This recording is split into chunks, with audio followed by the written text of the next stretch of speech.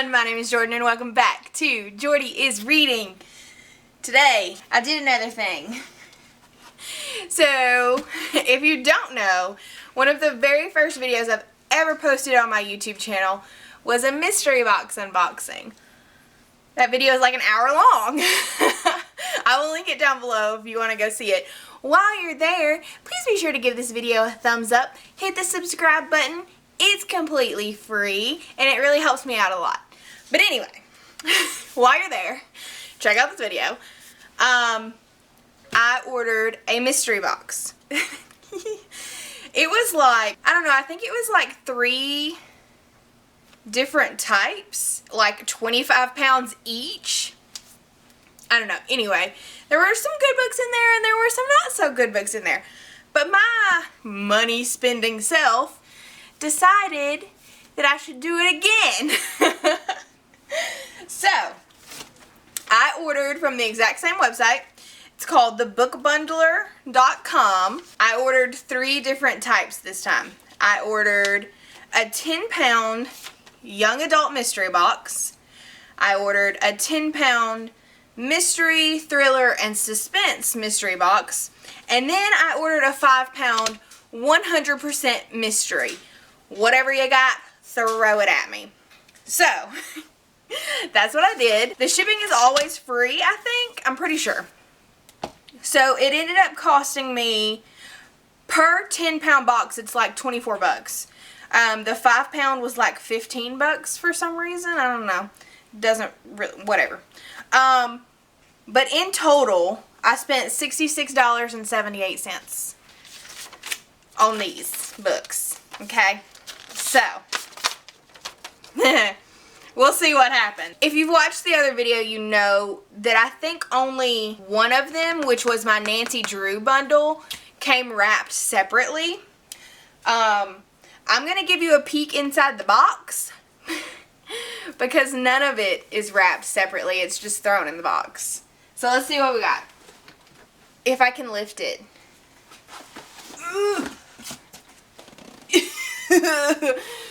Okay, that's what we're working with. Like, there is no separation. So I don't know, if I don't know these books, I don't know if they're going to go into the mystery or the YA or the 100% mystery thing. I don't know what they're going to go into. So I'm just going to pull them out and tell you guys about them, hopefully. I mean, I assume the very first one is a Winnie the Pooh book. So I assume this is going to be like the 100% mystery one. It's whatever, you get what you get kind of thing. But it's cute. Winnie the Pooh's cool, I guess. I don't know, the kids can have it. I'm not going to read it. Okay, the next thing I have is Spin It Like That by Chandra Sparks Taylor. Okay, so this one came from a library at some point. So it actually says young adult on the spine.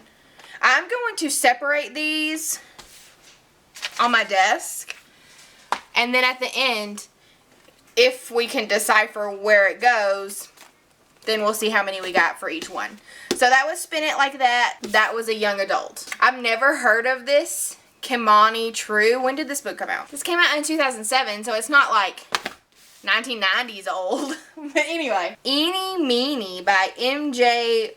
Arledge. Oh. So I don't know if you can see this at the very, very top. Oh, also ignore my nails. I'm sorry, they're horrible.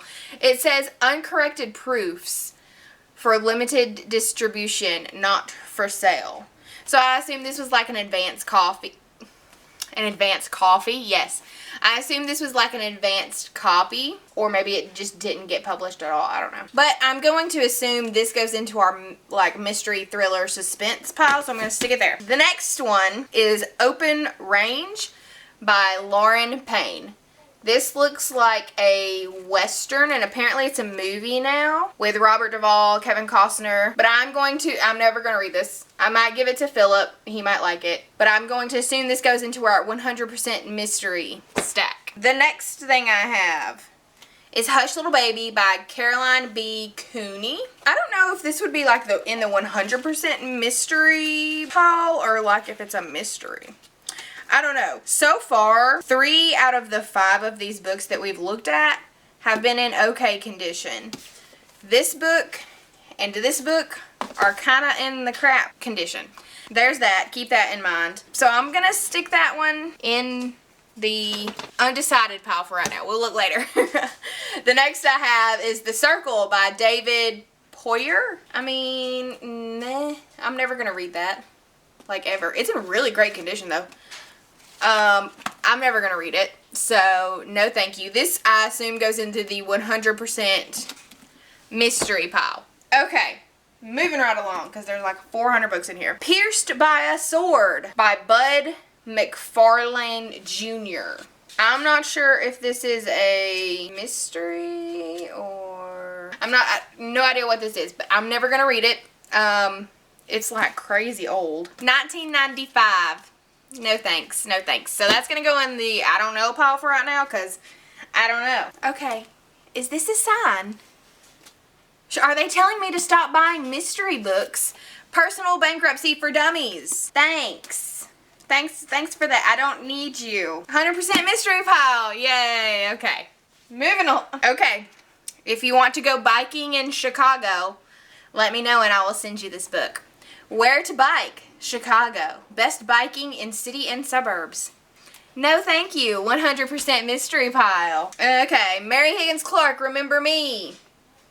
This will be in the mystery and thriller category. Never gonna read it. I don't know. I don't know. I feel like last time I got some books that I actually read. I read the Pretty Little Liars book. I feel like I read more than that from my mystery box, right? Maybe I didn't. Maybe this was a crapshoot to begin with and I shouldn't have ordered it again. Anyway, moving on. I'm not a guy. It says, Guys Write for Guys Read. John how the I have no idea how you say his last name. 100%, oh, 100% mystery. Not gonna read it. Gonna give it away. Okay. The next thing I have is Black Cherry Blues by James Lee Burke. Are you a mystery? Yes. Burke writes crime and suspense novels, apparently. I'm not going to read it, but it's going to go into our mystery, thriller, suspense thing. Okay, this looks young adulty. Under the Rose, an Ivy League novel. No. An Ivy League novel by Diana Peter I have no idea. No idea. This is book 2 of a series, so I am not going to read it, but it is young adult, so we can add that to our young adult stack. I've never even heard of that author. This one is in Spanish. Is this a joke? Like, I don't even know what this... I haven't taken Spanish since high school. I don't know what this says. This is in Spanish. It looks young adulty, so I'm going to put it in the young adult stack. I don't know what it is. Oh, hey, wow, look. I just got the first book to the series I was talking about. Secret Society Girl, an Ivy League novel. Diana Petter, however you say her last name. I'm still not going to read it. But another one for our young adult stack. Define Normal by Julie Ann Peters. This looks pretty young adultish. None of these look even remotely good for me to read. That's why I'm not telling you guys what they're about, because last time I literally told you what every single book was about and it took forever. So this time I'm only going to tell you about them if I think they look or sound interesting. None of these have so far, so next. Okay, this is going to be like 100% mystery and gross. Game for Anything by Bella Andre. The Bad Boys of Football, #1. No, thank you. Moving on. My Life in Pink and Green. I feel like I've seen this before. By Lisa Greenwald. Sounds dull. So, no thank you. Moving on. That's going to be in our young adult pile, though. I think we got one of these the last time I opened up the mystery box. I'm not 100% sure, but this is Invasion of the Boy Snatchers, a Click novel by Lizzie Harrison. I'm pretty sure we got a Click novel the last time. But this is young adult. I'm going to put it in the young adult stack. Oh, we're getting into some hardback books. The Air by Joanna Lindsay. This is like straight out of the 80s. Okay, I'm going to assume this goes into our... Oh no, there's secrets stuff. Maybe this is a mystery. I don't know. I'm just going to stick it in one of the stacks. The Mediator, Shadowland by Jenny Carroll. Oh, Jenny Carroll wrote The Princess Diaries. Still not reading this. Young adult, not reading it. Okay, moving on. We're more into hardbacks. Okay, this one looks a little in better shape than literally any of the other ones. This is Fantasy in Death by J.D. Robb. Mystery and suspense pile you go. Not gonna read you though. Oh, The Pelican Brief by John Grisham. I actually haven't read this book. Should I read that Pelican Brief? I have no idea what it's about. Leave a comment down below if I should read The Pelican Brief though. Moving on. Janet Ivanovich, HardEight. All of these hardback books have been the mystery books. Probably not going to read you anyway. I like the cover though. It's very bright and out there. Okay. Oh, this one's pretty. I like this one a lot. Through a Gold Eagle by Miriam Grace Monfredo. I like the front of it for some reason. This says it's a historical mystery. I might actually read that one. It looks pretty. I might read it. I'm going to set it over there. Free of Malice by Liz Lazarus. This is a thriller. The back sounds dumb. It's in really good condition, but more than likely will not read you. Okay. Blood Red Road by Moira Young. This is a young adult book. Oh, James Dashner actually said some good stuff about it. So this one, I might actually read this one. It's called Blood Red Road. It's the Dustlands book 1 apparently. But yeah, I might actually read that one. Young adult. Okay, here's another hardback. It's Glory O'Brien's History of the Future by A.S. King. This one is a young adult book as well. Would you try to change the world if you thought you had no future? I mean, it doesn't sound horrible. Maybe. At the end, I'm going to go through each individual one that I think I'm going to read and tell you about them so you know. We're almost done with this box though. Okay, the next one is In the Path of Falling Objects by Andrew Smith. It says, 2 brothers, 1 road trip from hell. Probably not. I don't know why, but for some reason, I am not a fan of reading books that are in, like, the opposite sex point of view. Like, for right now, I'm having a really hard time, where are you, with A Court of Silver Flames, because a lot of the point of view is from Cassian, but some of it's from Nesta. So I like the point of view from Nesta, because she's female, but the point of view from Cassian is just, I don't know, odd to me. So I won't read this one because it's from the point of view of a boy, but that's just my own issues to sort through.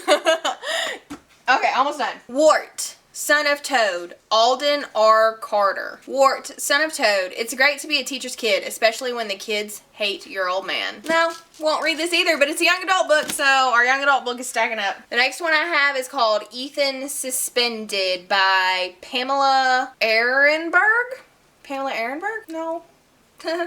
No, but apparently it is a young adult novel as well. Okay, I'm going to show you my stack here if I can. This is our young adult stack. I mean, yeah, I guess it feels like 10 pounds. I guess. This is our mystery -2 because I'm not sure if they're mystery or not. And then this is our 100% mystery. That doesn't feel like 5 pounds, but whatever. This is our 100% mystery. None of these I am going to keep, except maybe for that one for Philip. But yeah, now I'm going to show you the ones that I might actually read. So I'm going to take those out and let you know. Okay, so I think I've decided I am keeping 5 of the books. Oh no, I'm not. I'm going to keep 7 of the books. Open Range by Lauren Payne. I'm not going to read this one. I'll give it to Philip because it's kind of like a westerny kind of thing to see if he would like to read it. Winnie the Pooh, How to Catch a Heffalump because nostalgia. We're going to keep Winnie the Pooh. Okay. Glory O'Brien's History of the Future by A.S. King. Would you try to change the world if you thought you had no future? Graduation is usually a time of limitless possibilities, but not for Glory. She's never stopped wondering whether her mother's suicide will lead her to end her own life someday, as statistics would predict. But everything changes after a transformative night when she gains the power to see anyone's infinite past and future. And what she sees ahead for humanity is terrifying. Glory makes it her mission to record everything that's coming, hoping her notes will somehow make a difference. She may not see a future for herself, but she'll do anything to make sure this one doesn't come to pass. With astonishing insight and arresting vision, Prince Honor author A.S. King tells the epic story of a girl coping with devastating loss at long last. A girl who has no idea that the future needs her, and that the present needs her even more. So yeah, I mean, it sounds okay. It's not going to hurt for me to keep it, try to read it, to see what'll happen. The next book I'm going to keep is Blood Red Road by Moira Young. Sabah has spent her whole life in Silver Lake, a dried up wasteland ravaged by constant dust storms. That's fine by her, as long as her beloved twin brother Lou is around. But when a monster sandstorm arrives bearing 4 cloaked horsemen, Sabah's world is shattered. Lou is captured and Sabah embarks on a quest to get him back. Suddenly, thrown into the lawless, ugly reality of the world outside, Sabah is lost without Lou to guide her. So perhaps the most surprising thing of all is what Sabah learns about herself. She's a fierce fighter, an unbeatable survivor, and a cunning opponent. Teamed up with a handsome daredevil named Jack and a gang of girl revolutionaries called the Free Hawks, Sabah stages a showdown that will change the course of her own civilization. It sounds almost like An Ember in the Ashes. It almost sounds like An Ember in the Ashes. So, I'm cool to try it. The next is Through a Gold Eagle by Miriam Grace Monfredo. After a year in Springfield, Illinois, Glennis returns home with Emma, her shy 17-year-old niece. Emma's only joy comes from sewing and playing the dulcimer. Well, that just sounds lovely. And little else since her mother died. Oh, well, now I feel like a shithead. Glennis hopes that a change of scene will help young Emma's spirits. But as their train journeys from Rochester to Seneca Falls, a passenger is fatally stabbed right before their eyes. Before he dies, the victim hands Glennis a pouch containing a signet ring, a crumpled banknote, and a $20 gold eagle coin. Under the circumstances, Glennis knows that avoiding Constable Cullen Stewart is unlikely. Cullen, whose marriage proposal Glennis rejected, meets their train in search of hard evidence. He hopes the mysterious slaying will shed light on a string of murders in Seneca Falls that are linked to a national network of counterfeit bills, forged coins, and stolen mint plates. Glennis is reluctant to get in too deep, but when the conspiracies of die-hard abolitionist John Brown cross paths with the money, Glennis is forced to fight a tide of violence and false accusations that strikes ever closer to home. So yeah, I'm usually not into older historical books like that. Like, this is based in 1859. So, we'll see how it goes. But mystery, it almost sounds like A Murder on the Orient Express by Agatha Christie, which I'm all about. I'm here for it. So, we'll try. It's super thick. It's not super thick. I've read thicker, but it just feels dense, you know? So, we'll see how that goes. The next one is The Pelican Brief. I don't know that I'm going to read this by John Grisham, but I thought, why not keep it to see? I'm not going to read you this one. I mean, it starts with the assassination of 2 Supreme Court justices. So, murder, fun. We'll try that one. And I'm keeping this one.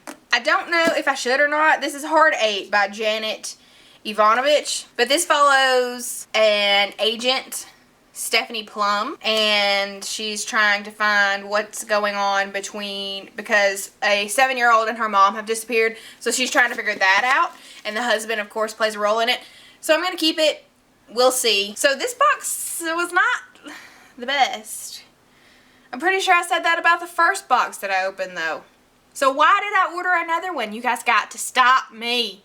Also, why is it fuzzy down there? Like, my camera doesn't understand how these things work. I I like the mystery though. That's the issue, is I like the mystery of it. I won't be ordering another mystery box again. I'm pretty sure I said that in the last video. It wasn't worth it. Like, a lot of these books are in really crappy condition. It's not worth, what did I say I paid? 24 bucks. It's not worth it to me. Not worth it, not worth it. If you're going to do a mystery box, do it like cheapo. And if they're going to be in like crappy condition, they should be pretty cheap. But I understand, I mean, you got to make your money back somehow. But no, I will not be ordering another one. And I'm only keeping 7 books out of, how many did I pull out of that box?